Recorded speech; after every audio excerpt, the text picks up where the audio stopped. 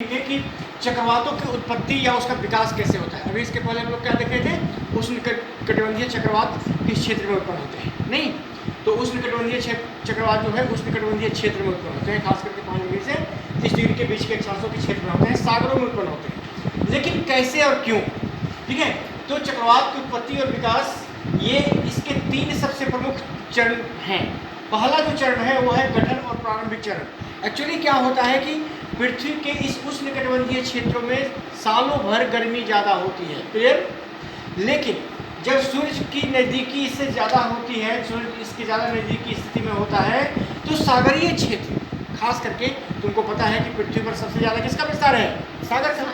तो ये सागरीय क्षेत्र वाले जो हिस्से हैं, इसके जल सूर्य की किरणों को पाकर गर्म होते हैं। और जल क्या गर्म, सौर किरणों से गर्म होने का नियम ये है कि जल राशि लंबे, एक बार जब गर्म हो जाती है तो लंबे समय तक उसमें गर्मी बनी रहती है। धीरे धीरे अगर रिलीज भी होने की बात है तो गर्मी धीरे धीरे रिलीज होती है, रिलीज होने में काफ़ी लंबा समय लग जाता है। लेकिन स्थल मंडल में सूर्य की किरणों के प्रभाव के कारण स्थलीय हिस्से जल्दी गर्म होते हैं और जल्दी ठंडे होते हैं। दिन भर जब तक सूर्य की किरणें हैं तो स्थलीय भाग गर्म है, जैसे ही किरणें खत्म इससे विकिरण हो जाएगा और स्थल क्या हो जाएगा, शाम होते होते ठंडा, या शाम होने के 2-3 घंटे बाद ठंडा हो जाएगा। अभी तुम गर्मी का मौसम है, रोड पे निकलो खाली पैर, पूरा पैर लगेगा कि जल जाएगा गर्मी के कारण। लेकिन 2 मिनट के लिए छाया कर दो, देखो वही स्थल ठंडा हो जाता है, क्योंकि उसका विकिरण निकल गया, विकिरित हो गई उसका। यही बात होती है। लेकिन सागरीय जल में ऐसी बात नहीं है। अगर सागर का जल एक बार गर्म हो जाता है तो बड़ी लंबे समय तक गर्मी बनी रहती है, क्योंकि वो गर्मी को धीरे धीरे रिलीज करता है। तो पहला नंबर की सूर्य की किरणों के प्रभाव में सागरीय जल गर्म हो, लेकिन 2-4 मीटर की गहराई तक नहीं, लगभग 60 मीटर की गहराई तक गर्म हो और गर्मी 26 डिग्री सेंटीग्रेड के तक पहुंच जाए। कितना डिग्री? 26 डिग्री सेंटीग्रेड तक पहुंच जाए। तो ऐसी स्थिति में हजारों वर्ग किलोमीटर का क्षेत्रफल अगर इस तरह से गर्म हो जाए, 60 मीटर की गहराई तक गर्म हो जाए और 26 डिग्री सेंटीग्रेड या उसके आसपास टेम्परेचर पहुंच जाए सागरीय जल का, तो उस क्षेत्र में उष्णकटिबंधीय चक्रवात के उत्पन्न होने की संभावना सबसे ज़्यादा बढ़ जाती है, सबसे ज़्यादा हो जाती है। अब रहा सवाल कि 60 मीटर या इतना ज़्यादा गहरा क्यों? इसलिए कि चक्रवात के उत्पन्न होने के बाद जब वर्षा होती है तो वर्षा की बूंदें ठंडी होती हैं, और ये ठंडी बूंदें जब जल की सतह पर गिरेंगी तो सागरीय जल सतह ठंडी हो जाएगी, और तब चक्रवात के लिए वाष्पीकृत हवा ही मिल ही नहीं पाएगी। जब तक जल राशि गर्म है तब तक वो वेपोराइज होगा और ये गर्म हवा में जाएगा, तो इस हवा को उष्मा मिलती है, वही वेपराइज्ड हवा से, ठीक है। वो उष्मा का काम करता है। हॉट पार्टिकल्स होते हैं वाटर वेपर्स, और वो हवा में वायु दाब कम कर देते हैं और हवा को ऊपर उठने के लिए मजबूर कर देते हैं। और जब तक ये वाटर वेपर मिलेगा हवा ऊपर की ओर उठती चली जाएगी, और जब तक हवा ऊपर की ओर उठती चली जाएगी तब तक जैसे जैसे ऊपर उठेगी तब तक वैसे वैसे उसमें संघनन की घटना होगी, गुप्त उसमें रिलीज होगी और हवाएं ऊपर उठेगी, संघनन की उस घटना होगी और संघनन के बाद वर्षण की घटना होगी, और चक्रवात का वहाँ पर निम्न वायुदाब लगातार बना ही रह जाएगा। चक्रवात के उत्पन्न होने के लिए किसी क्षेत्र विशेष में निम्न वायुदाब का बनना जरूरी है। अगर निम्न वायुदाब नहीं बना, यानी हवा गर्म होकर ऊपर नहीं उठी, तो निम्न वायुदाब नहीं बनेगा, और निम्न वायुदाब जब तक नहीं बनेगा तब तक चक्रवात की चक्रीय उस क्षेत्र में हवा की चक्रीय परिसंचरण की व्यवस्था विकसित ही नहीं होगी, ठीक है। इसलिए ये कंडीशन, पहली कंडीशन है कि 60 मीटर की गहराई तक सागरीय जल राशि गर्म हो जाए और सागरीय जल राशि लगभग 26 डिग्री सेंटीग्रेड तक गर्म हो जाए, पहला नंबर। दूसरा है कि 7 किलोमीटर की ऊंचाई तक वायुमंडल की सापेक्षिक आर्द्रता बादलों में संघनन की सुविधा प्रदान करती है, गर्मी छोड़ती है और उस वायुदाब में कमी लाती है। तीसरी बात कि वायुमंडलीय अस्थिरता समुद्र की सतह से ऊपर उठने वाले संवहन वायु के संघनन के कारण बड़े पैमाने पर ऊर्ध्वाधर क्यूमुलस बादलों का निर्माण करने को प्रोत्साहित करती है। इसी तरह से दोनों गोलार्धों में भूमध्य रेखा से 4 से 5 डिग्री अक्षांशों के बाहरी क्षेत्रों में पृथ्वी के घूर्णन के कारण कोरियोलिस बल कम दबाव वाले केंद्रों के आसपास चक्रवातीय वायु परिसंचरण को प्रभावित बनाने में महत्वपूर्ण भूमिका निभाते हैं। लेकिन इस 5 डिग्री से 0 डिग्री के बीच में कोई कोरियोलिस बल नहीं बनता है, कोई कोरियोलिस बल नहीं बनता। यही कारण है कि 0 डिग्री से 5 डिग्री अक्षांशों के बीच में कोई भी चक्रवात उत्पत्ति नहीं होती है। जो भी वर्षा होती है संवहन वर्षा के रूप में होती है। गर्मी हुआ, हवा गर्म हुई, वेपराइज्ड वाटर गर्म हुआ और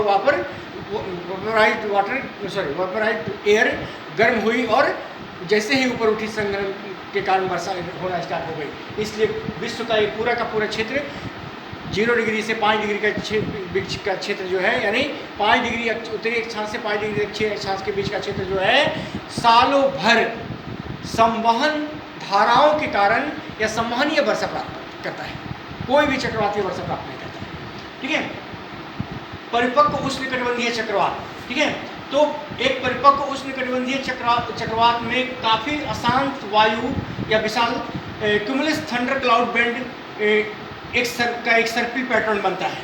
ठीक है, जिसके सबसे आंतरिक हिस्से में चक्रवात की आंख का निर्माण होता है और उस आंख के चारों ओर दीवार का निर्माण होता है और उसी के सहारे सारी की सारी हवाएं घूमती हुई ऊपर की ओर उड़ती चली जाती हैं। इसको बीच वाले हिस्से को आई कहते हैं। ठीक है, एक्चुअली ये हिस्से में हवा घुसने के पहले घुस ही नहीं पाती है और वो एकदम शांत क्षेत्र हो जाता है और उसके बाहर जो है हवा गोलाकार मतलब कि चक्कर कटते हुए ऊपर की ओर उठ जाती है। जैसे तुम ये देखो कि ठीक है, ये कोई क्षेत्र है समुद्र का, सागरीय क्षेत्र, और ये क्षेत्र से सारी हवाएं जो है गर्म होके ऊपर उठ गई। क्लियर? तो अब इस क्षेत्र को भरने के लिए इसके आसपास की हवाएं क्या होंगी? दौड़ के चली आएंगी?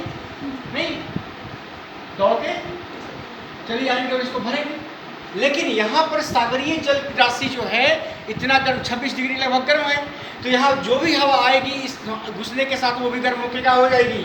ऊपर उठ जाएगी। ये भी जो भी आई गर्म होके ऊपर उठ गई, गर्म होके ऊपर उठ गई, गर्म होके ऊपर उठ गई।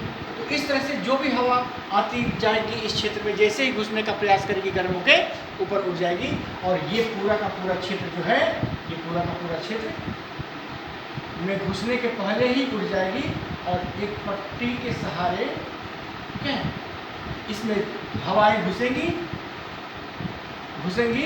और गर्म होके ऊपर उठती चली जाएगी और ये बीच का क्षेत्र ऐसे ही खाली रह जाएगा और काफ़ी ऊंचाई पर उठने के बाद कुछ हवाएं इधर निकल जाएंगी, ठीक है, और कुछ हवाएं इधर निकल जाएंगी। इसी को कहते हैं रेन बेल्ट। क्या कहते हैं? रेन बेल्ट, वर्षा पट्टी।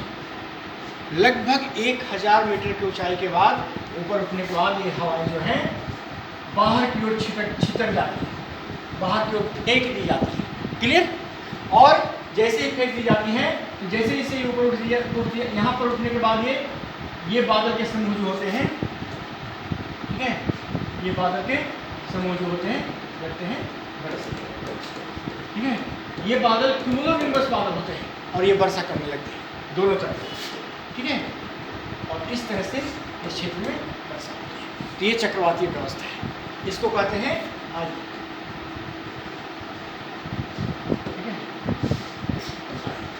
चक्रवाती, ठीक है। ये आँख कहलाती है, ये वॉल, ठीक है, इसी वॉल में ये हवाएं घूमते हुए ऊपर की ओर उठती चली जाती है। तो इस तरह से चक्रवात की उत्पत्ति होती है। उष्णकटिबंधीय चक्रवात हमेशा गोलाकार प्रतिरूप में हवाओं के गर्म होकर ऊपर उठने की व्यवस्था है। ये हवाएं जो गर्म होकर ऊपर उठती हैं किससे भरी होती हैं? वाटर वेपर से। किससे भरी होती हैं? वाटर वेपर से। वाटर वेपर एक हॉट पार्टिकल्स होता है, ठीक है, एक हॉट पार्टिकल्स होता है और जैसे ही ये वाटर वेपर्स से भरी हुई हवाएं ऊपर उठती हैं वैसे वैसे तुमको पता है कि जैसे जैसे ऊंचाई बढ़ेगी तापमान क्या होगा? घटेगा। लेकिन तापमान घट जाएगा तो ये और ऊपर नहीं उठ पाएंगी और इनको और ऊपर उठना है तो उस कंडीशन में क्या होता है कि ये और ज़्यादा फैलेंगी नहीं, जैसे जैसे ऊपर उठेंगी और ज़्यादा फैलेंगी तो इनको और जहाँ उस एक दशा के बाद जब ये ठंडी हो जाती है तो फैल नहीं पाते, उठ नहीं पाते हैं, तब ये खुद अपने अंदर जो एनर्जी लिए हुए रहती है वाटर में वो एनर्जी गुप्त उष्मा के रूप में मुक्त करती हैं, ठीक है, और ये हवाएं और गर्म होकर फिर से ऊपर उठती हैं और तब ये 1000 मीटर की ऊंचाई तक पहुँचते पहुँचते इतनी ठंडी हो जाती हैं कि सारे के सारे वाटर पार्टिकल्स जो है वो संघनित होते हैं और वर्षा की बूंदों के रूप में नीचे गिरने लगते हैं। एक चीज़ ध्यान दो कि ये पट्टी जो है काफ़ी एक यहाँ पर हवाएं जो है, ये जो बादल है, ठीक है, ये जो बादल है एकाएक यहाँ पर तेजी से ऊपर की ओर उठते हैं, तो अधिकतर बादल इसी हिस्से में जो है बरस जाते हैं। इसलिए उष्णकटिबंधीय चक्रवात में बहुत घना घोर वर्षा होती है, मूसलाधार वर्षा होती है, जम के बारिश होती है और एक ही जगह पे ज़्यादा से ज़्यादा बारिश हो जाती है। फिर ये आगे जैसे जैसे बढ़ता जाएगा वैसे वैसे बारिश करता जाएगा, ठीक है, लेकिन बहुत कम समय में ज़्यादा बारिश हो जाती है और आसमान क्या हो जाता है, साफ हो जाता है। अब इसको समझना है तुमको, तो हाँ यहाँ तक तो समझा। तो अब इसको हम एक फ्लो चार्ट के माध्यम से देख लेते हैं, ठीक है। फ्लो चार्ट ये है, सबसे पहले चक्रवात के आगमन के पूर्व कुछ लक्षण होते हैं जो बदलते हैं। सबसे पहले वायु मंद पड़ती है, तापमान बढ़ता है, ठीक है, तापमान बढ़ने के कारण वायुदाब जो है वो घटता है, वायुदाब घटता है तो वायु वेग बढ़ता है, ठीक है। इसी तरह से पच्छाद मेघ सबसे पहले दिखते हैं आकाश में। जैसे ही पच्छाद मेघ यानी साइरस क्लाउड अगर तुम आकाश में देख लो तो समझ लो कि चक्रवात आने वाले हैं, ये चक्रवात आने का पूर्व लक्षण होता है। सागरों में वायु वेग के कारण ऊंची तरंगें उठने लगती हैं। इसके बाद चक्रवात के नज़दीक आते ही हवाओं का तूफानी रूप धारण कर लेना, ठीक है, हवाएं तूफानी हो जाती हैं, आकाश में काले कपासी बरसी बादल क्यूमुलोनिम्बस गिर जाते हैं और ये क्यूमुलोनिम्बस बादल जो है भीषण मूसलाधार वर्षा प्रारंभ करते हैं। खास करके 10 से 25 सेंटीमीटर की सामान्य वर्षा होती है। सामान्य वर्षा और अवरोध की स्थिति अगर उत्पन्न हो गई, कहीं उन बादलों को, उन हवाओं को रोकने की स्थिति अगर उत्पन्न हो गई तो 75 से 100 सेंटीमीटर की वर्षा कुछ ही समय में हो जाती है, ठीक है। चक्रवात, ये तो चक्रवात के आने का मौसम है, ठीक है।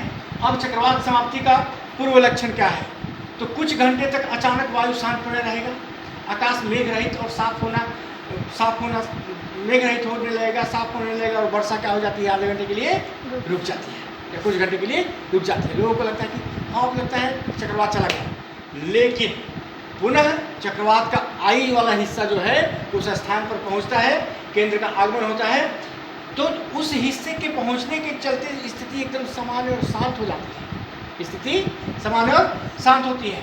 वायुदाब निम्न हो जाता है, आधे घंटे तक इसी अवस्था में बनी रहती है, लेकिन तब तक में उस आधे घंटे में आई वाला हिस्सा उस क्षेत्र को पार कर चुका होता है और बैक वाला हिस्सा आ चुका है। कैसे अभी तुमको बताया कि ये चक्रवात है, तो ये वाला हिस्सा पहुंचने के पहले खूब वर्षा हुई, जब तक ये पहुंचा, अब आ गया ये वाला हिस्सा आई वाला, तो ये पहुंचने जब उस स्थान पर पहुंचेगा, अब मान लो कि ये चक्रवात की आई है, ठीक है, तो इस कंडीशन में ये वाला क्षेत्र जो है तुम्हारा घर द्वार बना हुआ है, तो ये पट्टी है और इसी में हवाएं जो है घूमती हुई ऊपर उठती है, नहीं, तो ये तो क्षेत्र वर्षा का क्षेत्र हो गया ना। क्यों, तो जब तक केंद्र या चक्षु या आई जो है, आँख जो है नहीं पहुंचेगी तो ये तो क्षेत्र पहुंचेगा, ये पट्टी तो पहुंचेगी।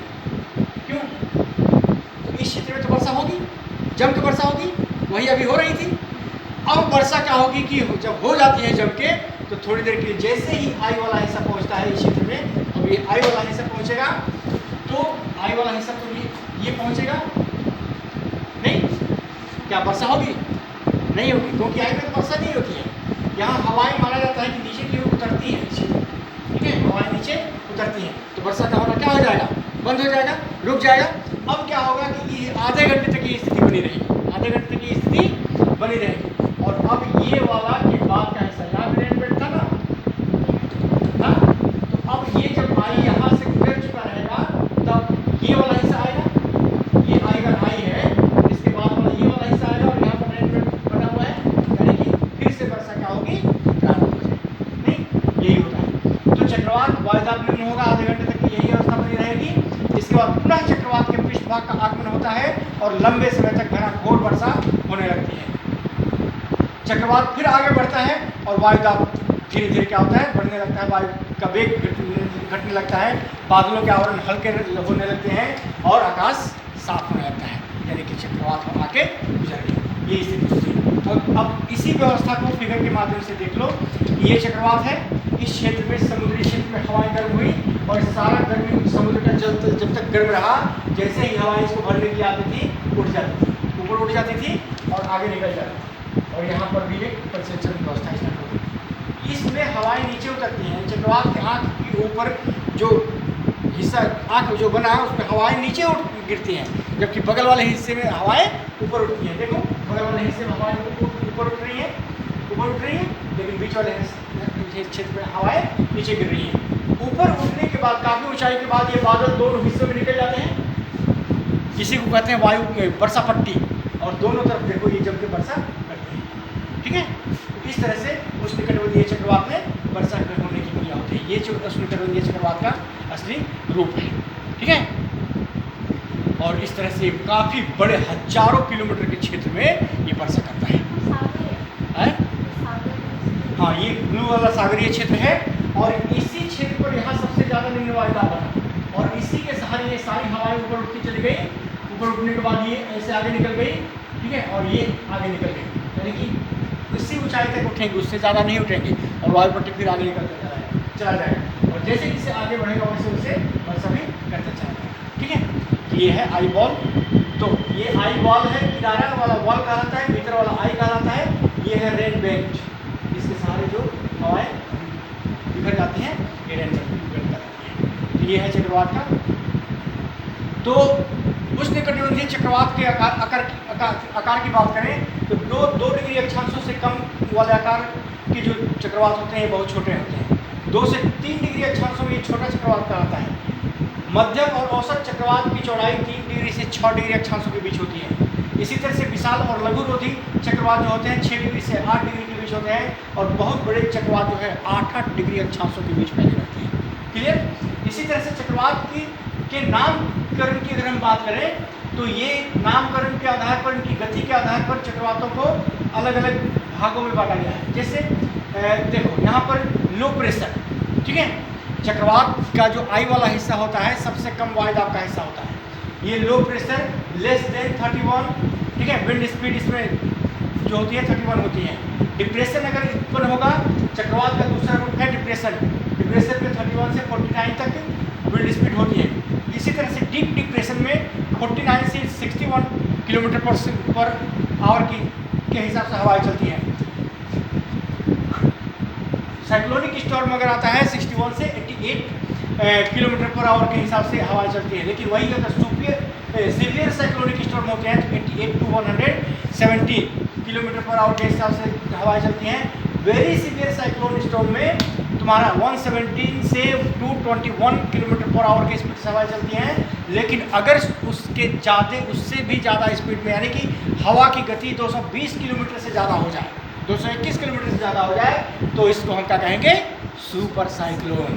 1999 में जो साइक्लोन आया था जिसने भयंकर तबाही मचाई थी उड़ीसा के तट पर, वो सुपर साइक्लोन था। हवाएं 220 किलोमीटर के हिसाब से चल रही थी। ठीक है, तो ये है तुम्हारा on the basis of the speed classification of cyclone. ठीक है, साइक्लोन का क्लासिफिकेशन उसके स्पीड के आधार पर। यही क्लासिफिकेशन और भी किया गया एक तरीका है जिसमें तुमको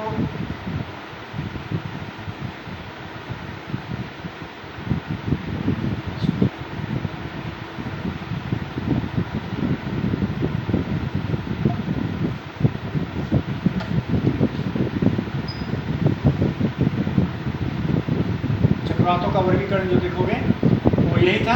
हाँ, इसी के आधार पर इसमें और एक है, जैसे इन चक्रवातों को किस क्षेत्र में टाइफून कहते हैं। ये क्वेश्चन को पूछता है इस तरह का, किस क्षेत्र में टाइफून कहते हैं, किस क्षेत्र में हरिकेन कहते हैं, किस क्षेत्र में बिली बिली कहते हैं, किस क्षेत्र में टॉर्नेडो कहते हैं, पूछता है ना।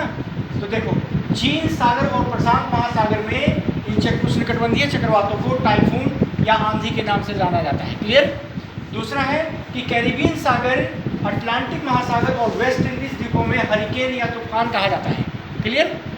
तीसरा बात है कि पश्चिमी अफ्रीका और दक्षिणी संयुक्त राज्य अमेरिका के गिनी की खाड़ी में टॉर्नेडो या बवंडर के नाम से जाना जाता है। क्लियर।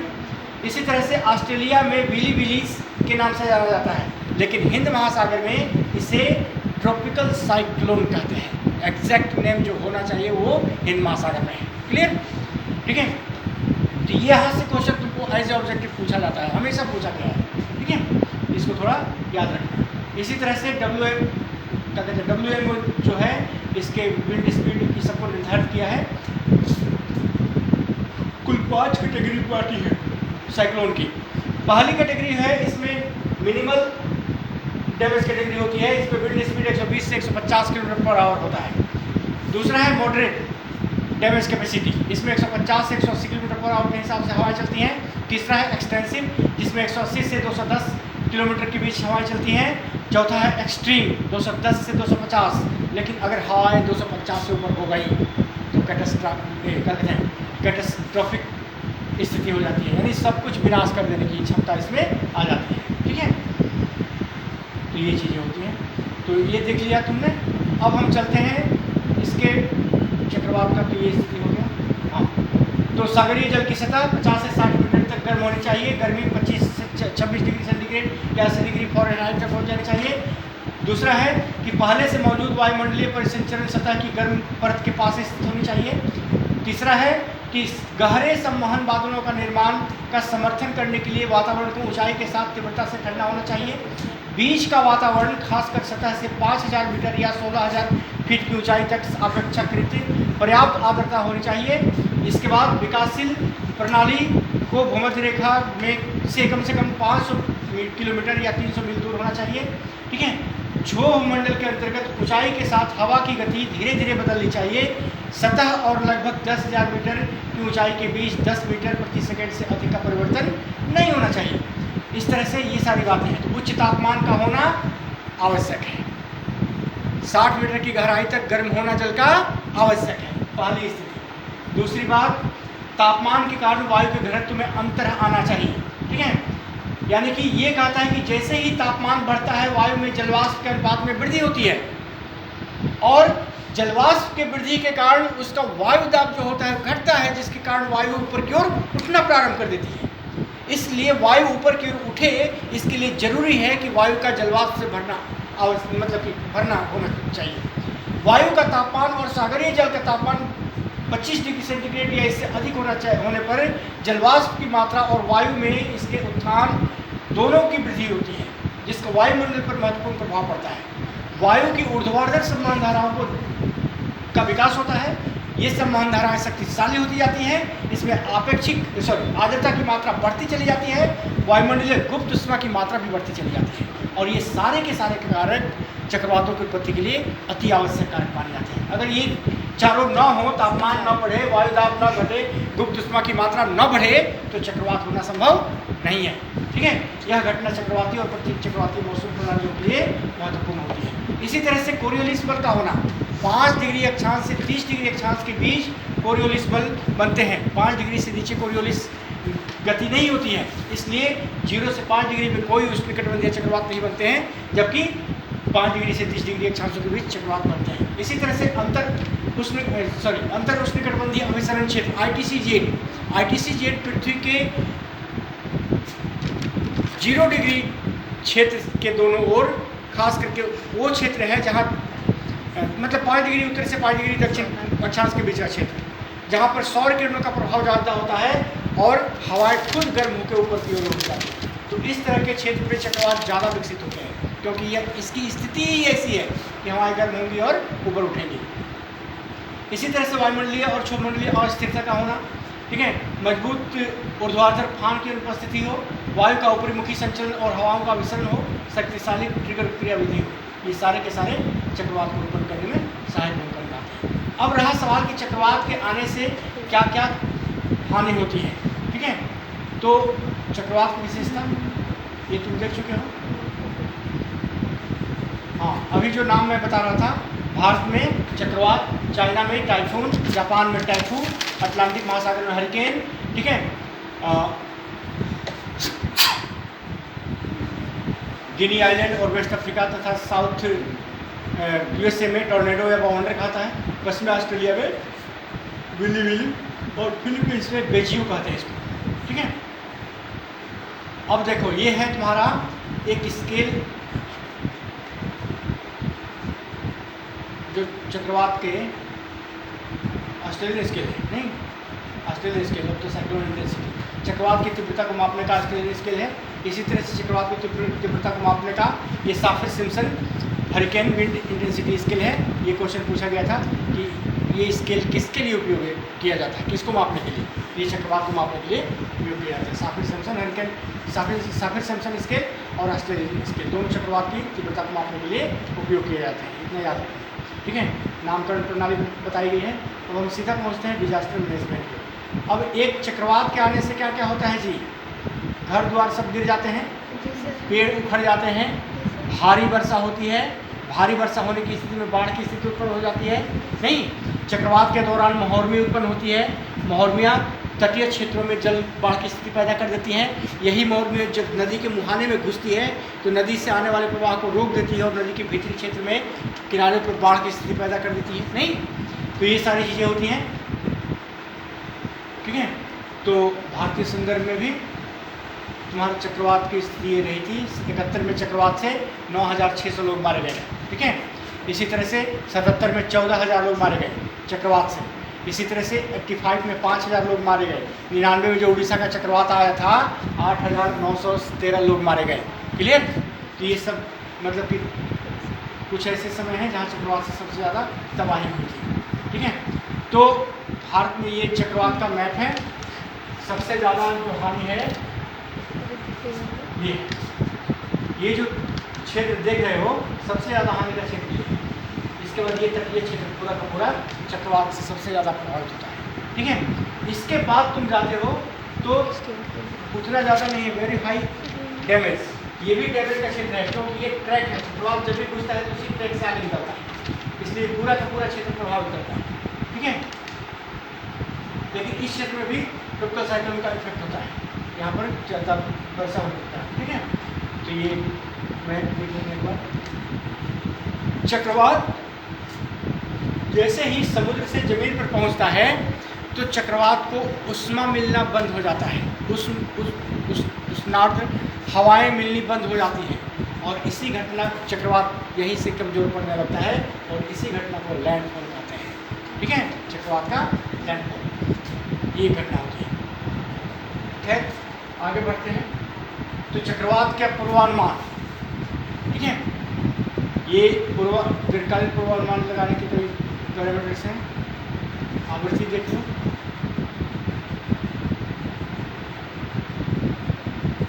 भौतिक क्षति, पानी की आपूर्ति, फसल खाद्य आपूर्ति सब प्रभावित होना, संचार परिवहन, ये सब की क्षति होती है। चक्रवात के आने से फसलें खराब हो जाती हैं, वृक्ष उखड़ जाते हैं, ये सारी घटनाएं होती हैं। घर द्वार गिर जाते हैं, जो कमजोर घर द्वार हैं वो गिर जाएंगे, बगीचों पेड़ सब उखड़ जाते हैं, बिजली के तार सब गिर जाते हैं, खंभे गिर जाते हैं, पुल पुलिया भी कभी कभी टूट जाता है, बड़े भवन भी गिर जाते हैं, ठीक है। आजकल तो अभी आया था ना, कहाँ सऊदी अरबिया में कहाँ चक्रवात आया भारी भारी,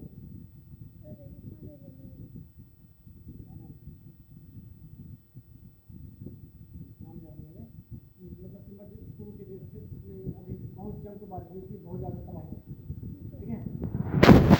अब रहा सवाल कि चक्रवात से बचने के क्या उपाय हैं। तो दो तरह के उपाय हैं, एक संरचनात्मक उपाय और दूसरा गैर संरचनात्मक उपाय। संरचनात्मक उपाय में हम क्या करेंगे कि सैटेलाइट बेस, चूँकि अभी सारे कंटिन्यूअस हिंद महासागर में या बंगाल की खाड़ी में सैटेलाइट जो है अपना नज़र गड़ाए हुए हैं। सैटेलाइट में सेंसर इतने तगड़े हैं कि वो पानी का तापमान कितना है, कितने क्षेत्र में वो उस तापमान का जल फैला हुआ है, किस गहराई तक गर्म है, इन सब का अनुमान आसानी से लगा सके। और उस सेंसर की सहायता से हमें ये पता चल जाता है कि कौन कौन सा एरिया में तापमान की स्थिति क्या है। यानी कि तापमान अगर बढ़ता है पानी का तो वहाँ चक्रवात के उत्पन्न होने की संभावना ज़्यादा होती है। और उसके आधार पर हम प्रारंभिक चेतावनी का चक्रवात का आकलन कर सकते हैं कि चक्रवात कब उत्पन्न होगा, कितनी मात्रा का होगा, कितनी तीव्रता का होगा, और इसके आधार पर हम प्रारंभिक चेतावनी जारी कर सकते हैं। जैसे पिछली बार हुआ था झारखंड, आज से 1-2 साल पहले, नहीं कि चक्रवात बहुत भयंकर चक्रवात आने वाला है, तो सारे लोग अपना अपना इंतजाम बढ़िया से कर लें। संबंधित समुदाय जिस क्षेत्र से गुजर रहा होगा वो चक्रवात, उस क्षेत्र को सबसे ज़्यादा प्रभावित करेगा। नहीं, उसको जिस क्षेत्र से गुजरता है उस रास्ते को ट्रैक कहते हैं। साइक्लोन ट्रैक जो है उस क्षेत्र में जितने लोग हैं स्थित उनको खास करके सूचित करना और संबंधित समुदाय को सभी स्तरों पर जागरूक करना, बताना कि भाई अलर्ट हो जाओ। तटीय क्षेत्रों में बड़े पैमाने पर वनीकरण करना। वनीकरण से क्या होता है कि साइक्लोन आता है और अगर वन मतलब कि लचीले प्रकृति के हैं, जैसे तुम्हारा कि समुद्री तटों में उगने वाले ये क्या कहते हैं, मैंग्रोव वन है ना, इसके वृक्षों की टहनियाँ तोड़ नहीं सकते हो तुम। वो जैसे रबर बैंड होता है ना, एकदम लचा दो, जैसे कहोगे वैसे लग जाएगा, टूटेगा नहीं, वैसे स्थिति उनकी होती है। तो उस प्रकार के पेड़ों से अगर वनीकरण करते हैं तो वृक्ष उखड़ते टूटते नहीं हैं और आंधी के प्रभाव को क्या कर देते हैं, स्पीड को कम कर देते हैं। और जैसे ही स्पीड कम हो जाएगी तो खतरा कम हो जाएगा। ठीक है, इसी तरह से तटबंधों और बांधों का निर्माण करना, ताकि वर्षा जब होती है तो उससे एकाएक आके जल आके न भर जाए, उसको रोकने का साधन हो। तटीय सड़कों, पुलों, नहरों इत्यादि का निर्माण करना, क्योंकि चक्रवात के आने पर सबसे ज़्यादा तबाही इन्हीं की होती है। तटीय क्षेत्र में जो सड़क है, नहर है, पुल है, टूट जाता है। और अस्थायी आश्रय स्थलों का निर्माण करना, और मान लो कि पूरा गांव का घर उजड़ गया, गांव कहाँ रहेगा, तो शिविर बनाना पड़ेगा। तो इस तरह के शिविर का पहले से प्रबंध रखें। गैर संरचनात्मक उपाय में क्या क्या कर सकते हो, तो समय के पूर्व प्रभावित क्षेत्र के लोगों को विभिन्न संचार माध्यमों से सूचित करना। चक्रवात आने के पहले लोगों को सूचित करना, जो वहाँ के लोग सबसे ज़्यादा प्रभावित होने वाले हैं उसको पहले सूचित करना। समय के पूर्व चक्रवात आपदा से निपटने की तैयारी करना, लोगों को बताना उसके दौरान क्या क्या कर सकते हैं इसकी तैयारी करना। एवैक्यूएशन सिस्टम को मजबूत करना, मान लो कि कोई खास ट्रैक जहाँ से चक्रवात गुजर रहा है और सुपर साइक्लोन है और वहाँ के ज़्यादातर निम्न अर्थव्यवस्था आर्थिक वाले लोग, कमज़ोर लोग, गरीब लोग ज़्यादा रह रहे हैं, तो हम सारे लोगों को पहले ही वहाँ से निकाल देंगे, नहीं तो लोग बच भी जाएगा। आपदा राहत की व्यवस्था रखना, चिकित्सा प्रणाली को सशक्त रखना, उपग्रहीय निगरानी की व्यवस्था को सशक्त बनाना, क्योंकि यही एक ऐसा माध्यम है जो समय से पहले हमें सूचित करता है कि इस क्षेत्र में कितना प्रभाव होगा, चक्रवात की तीव्रता क्या होगी, बारंबारता क्या होगी, कितने लोग हताहत होंगे, सबका कैलकुलेशन करने की क्षमता इसमें है। तो हम क्यों नहीं इसे ही मजबूत कर लें, और हमें पहले से पता हो कि यहाँ पर आपदा आने वाली है, यहाँ पर विपत्ति आने वाली है, तबाही मचने वाली है, क्षेत्र को खाली करा लेंगे, बचाव हो जाएगा। प्रत्येक प्रक्रिया तंत्र का विकास करना, इसी तरह से संभावित अपराध इसमें क्या क्या से तुम न्यूनीकरण, यानी कि इसको कम कैसे कर सकते हो इसके प्रभाव को, तो तटीय क्षेत्र में वृक्षारोपण, तटीय पट्टी वृक्ष लगाकर वृक्ष की पट्टी बना सकते हैं, इससे हवाओं का प्रभाव कम हो सकता है। दूसरा है खतरा मानचित्र, हैजार्ड मैपिंग करना। हैजार्ड मैपिंग से क्या होता है कि हैजार्ड जिस क्षेत्र में बराबर हैजार्ड हो रहा है, साइक्लोन हैजार्ड हो रहा है, उस क्षेत्र की मैपिंग करने से हमें ये चीज़ क्लिक कर जाती है। अब मान लो कि 20-30 साल से मैं मैपिंग करते आया हूँ, एक ही क्षेत्र बार बार आ रहा है ना, इसका मतलब कि इस क्षेत्र को पूरी तरह से प्रोटेक्ट कर दो कि साइक्लोन से तबाही ना हो सके। खतरा मानचित्र हमेशा क्षेत्र को दर्शाता है जहाँ खतरा सबसे ज़्यादा है, जहाँ खतरा सबसे ज़्यादा है, और जहाँ खतरा सबसे ज़्यादा है वहाँ पर हम बचाव के तरीके भी ज़्यादा अपना सकते हैं, विभिन्न प्रकार के तरीके अपना सकते हैं, इंजीनियरिंग संरचनाओं का निर्माण कर सकते हैं। अब जैसे इंजीनियरिंग संरचनाओं में क्या क्या निर्माण कर सकते हो, तो इसमें चक्रवाती हवा के झोंकों से तटीय इलाकों में पानी भर जाता है, इसलिए सिल्ट या मिट्टी के टीले बनने की सलाह दी जाती है। दूसरा है हवा के झोंकों और बाढ़ से होने वाले नुकसान का विरोध करने के लिए घरों को मजबूत किया जाता है। तटीय हिस्सों में पेड़ लगाने से या पेड़ों की कतार लगाने से हवाओं के झोंकों को रोकने में सहायता मिलती है।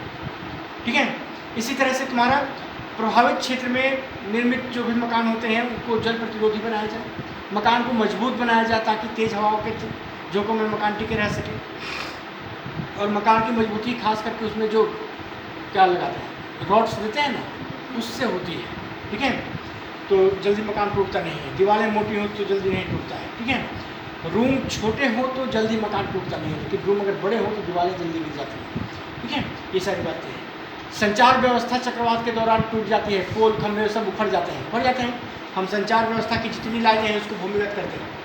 ठीक है, नदी तटबंधों पर सुरक्षा होनी चाहिए, क्योंकि चक्रवात में मोहर्मी जब घुसती है नदी के मुहाने में तो नदी के पानी को उल्टे बहा देती है, तो भीतरी क्षेत्र में बाढ़ की स्थिति पैदा हो जाती है। ठीक है, तो ये सब चीज़ें हैं। इसी तरह से आपदा हेतु प्रबंधन और भी बहुत सारे तरीके हैं, पेयजल की व्यवस्था, सीवर लाइन, महामारी, ये सब जो है, ये सब क्या कहते हैं कि जांच हो, रोकथाम का प्रयास हो, आपदाकालीन किट की व्यवस्था हो, बैटरी चालित मसाल, रात में चूँकि चक्रवात के समय वर्षा के चलते लकड़ी भीग जाती है, लकड़ी से उपलब्ध नहीं रहती है, तो मसाल की व्यवस्था हो, बैटरी चालित या फिर अदर तरीके से बिजली की व्यवस्था हो ताकि लाइट जल सके, सारा सामान ये सब का रख रखाव बेहतर हो, ठीक है। यानी जो सारे ये तुम देख रहे हो ये सभी के सभी आवश्यक चीज मतलब कि चीज़ें हैं जिसको हर किसी को रखना जरूरी है। जैसे बैटरी चालित रेडियो, घड़ी, चिकित्सा किट, कागजात का सही से रख रखाव, जैसे तुम्हारा राशन कार्ड है, वोटर ID कार्ड है, पेपर का